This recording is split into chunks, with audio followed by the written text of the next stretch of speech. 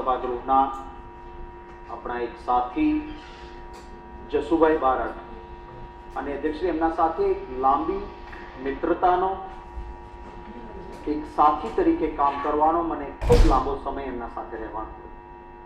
મંત્રીમંડળમાં એક સાથી મંત્રી તરીકે કામ કર્યું, વિધાનસભાના સભ્ય તરીકે, અને માનનીય અધ્યક્ષશ્રી એમના વિશે કહેવું હોય તો એટલું જ કહેવાય કે માણસ જ્યારે જન્મે છે ત્યારે શ્વાસ હોય છે પરંતુ નામ નથી હોતું.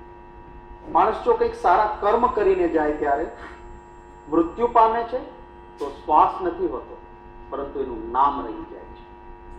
એમ જસુભાઈ બારડના કર્તવ્યો સમગ્ર સૌરાષ્ટ્રમાં ગરીબમાં ગરીબ બાળકના શિક્ષણ માટેની ચિંતા, અને એ શિક્ષણ માટેની ચિંતામાં એમણે જે યોગદાન આપ્યું છે ચિરંજીવી રહેશે. માનનીય અધ્યક્ષ, આજકાલના સ્વાર્થના સમીકરણો વચ્ચે બે ભાઈઓ વચ્ચે પણ સરખું ચાલતું નથી, ત્યારે એક મોટા પરિવાર એકત્રિત કરીને રાખવાનો, અને આખા સૌરાષ્ટ્રમાં એવું કહેવાય કે પરિવાર એટલે નાના બાપાનો પરિવાર હોય એની એકતા હોવી જોઈએ.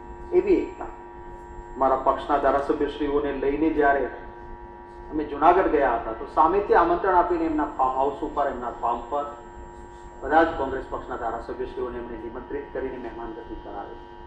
એક વૈજ્ઞાનિક ઢબે એક ખેડૂત કેવી ખેતી કરે એ આદર્શ ખેતી પણ જોવી હોય તો એ જસુભાઈની ખેતી જોવી પડે.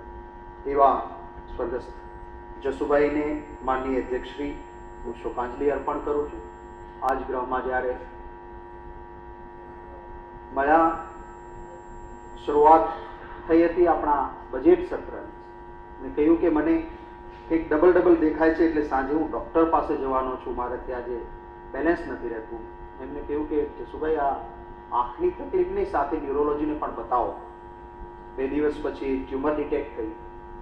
નિષ્ણાત ડૉક્ટરોની પણ ખોટા આત્મબળ પાડતું હોય છે. માનીએ છીએ કેન્સરના નિષ્ણાત ડૉક્ટરશ્રીઓ સાથે જેમને એમણે જોયું એના સાથે બોમ્બે ટ્રીટમેન્ટ કરતા હતા એમના સાથે હું સંપર્કમાં, ને ડૉક્ટર કે કોઈ સંજોગોમાં મહત્તમ આમનું આયુષ્ય 6 મહિના હોય, એથી વધારે ન હોય છે.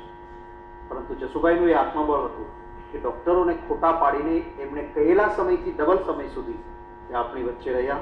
અને અધ્યક્ષે એમને હું શોકાંજલિ અર્પણ કરું છું.